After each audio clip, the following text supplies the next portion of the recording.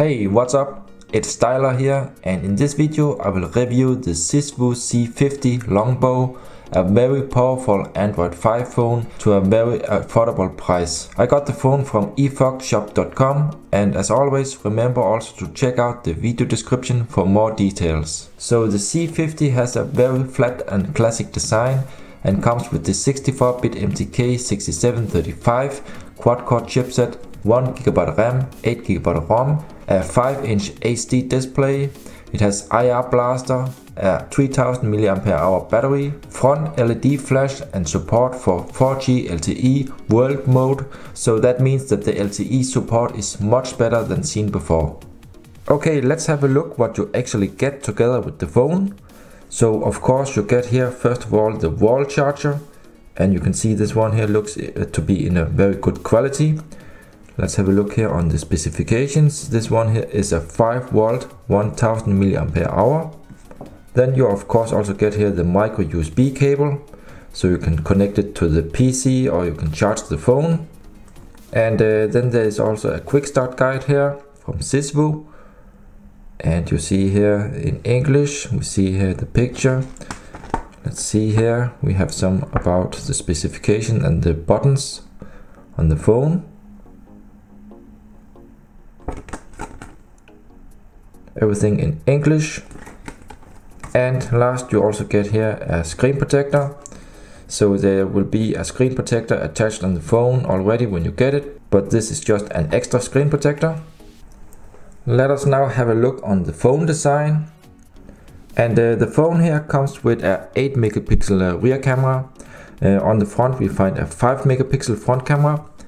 Let's just have a look here. We see here the LED flash, and this one here is actually pretty strong. The back cover here is just made of plastic. We see the Siswoo logo here, and down below we see the 4G LTE text. We see the rear speaker, and on this side we find the power button.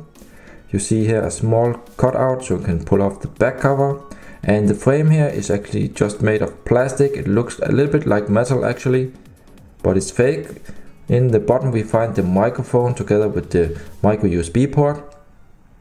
On this side we have the volume rocker, you see it here. So in the top we find the IR blaster sensor and together with the 3.5mm headphone jack.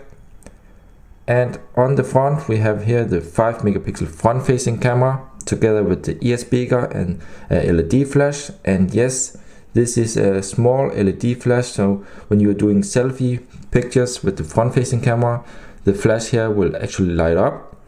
We also of course have a light and proximity sensor, but this phone here has no kind of notification LED.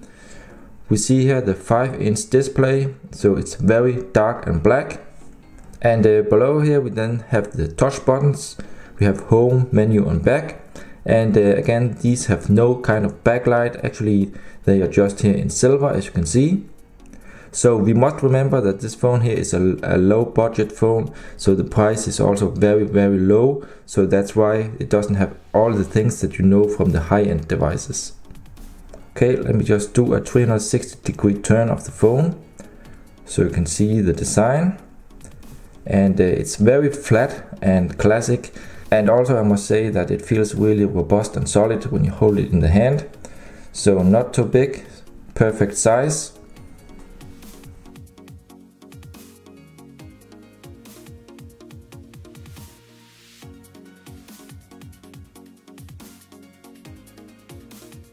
Let's remove the back cover here, and the back cover here is very flexible, you can see here, and it's just made of thin plastic, so very nice.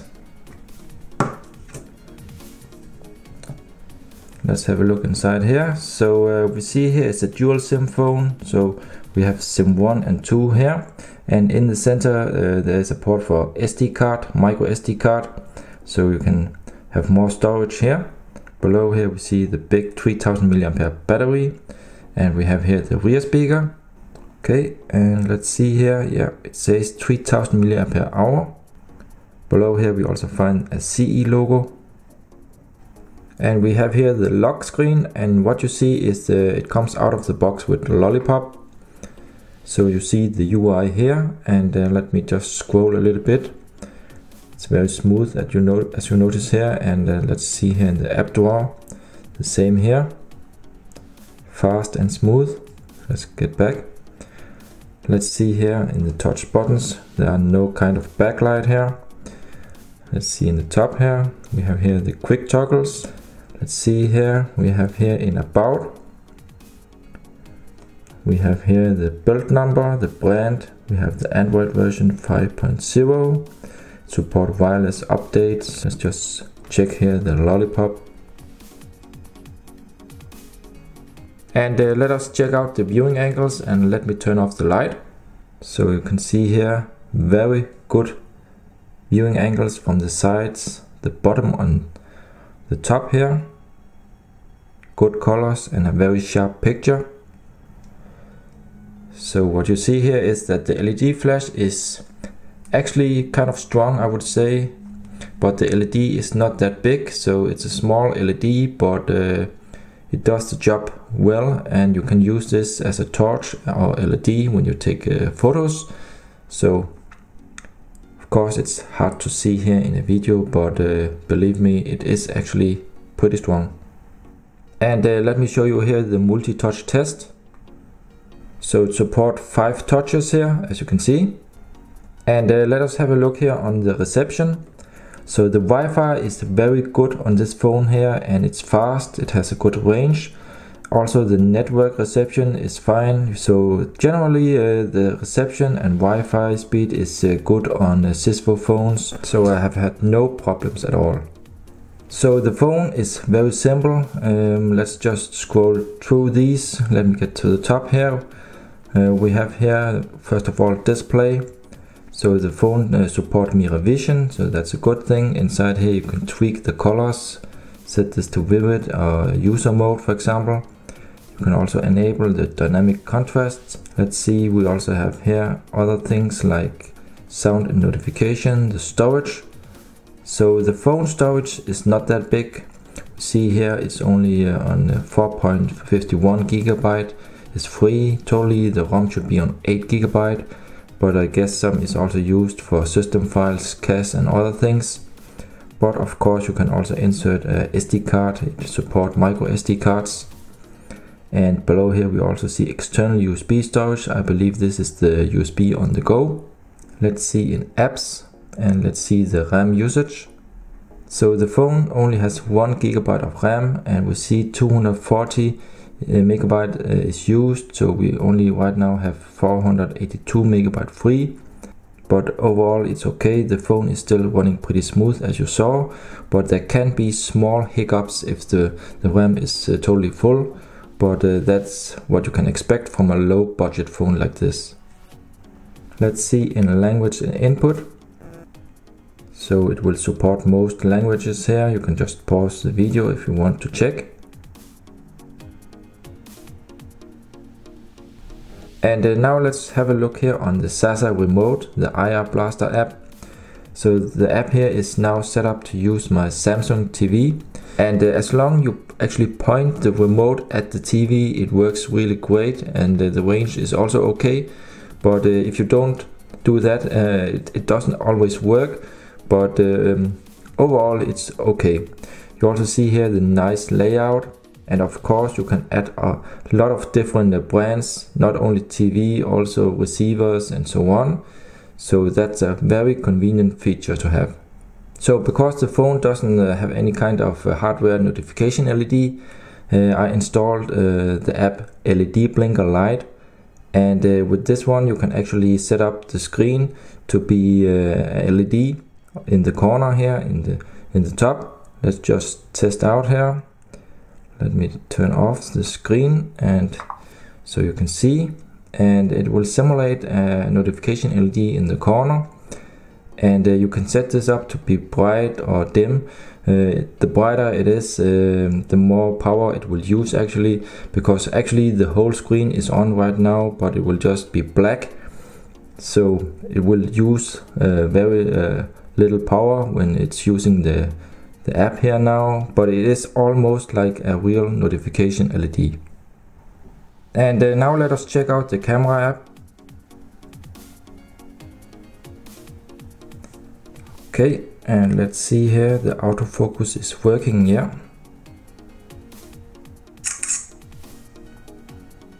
Let's see.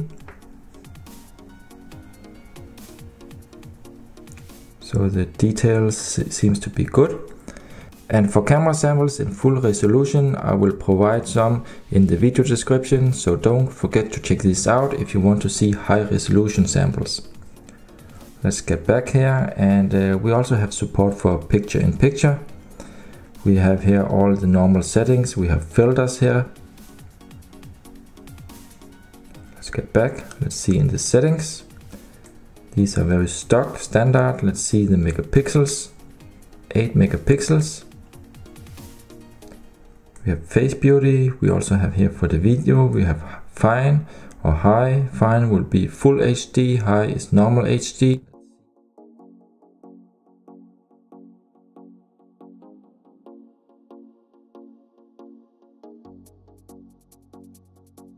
And the phone also has a front LED flash here, you see. Okay, so you saw the LED flash here on the front. So that's a really nice thing when you're doing selfies in low light. This LED here will help you to light up the room.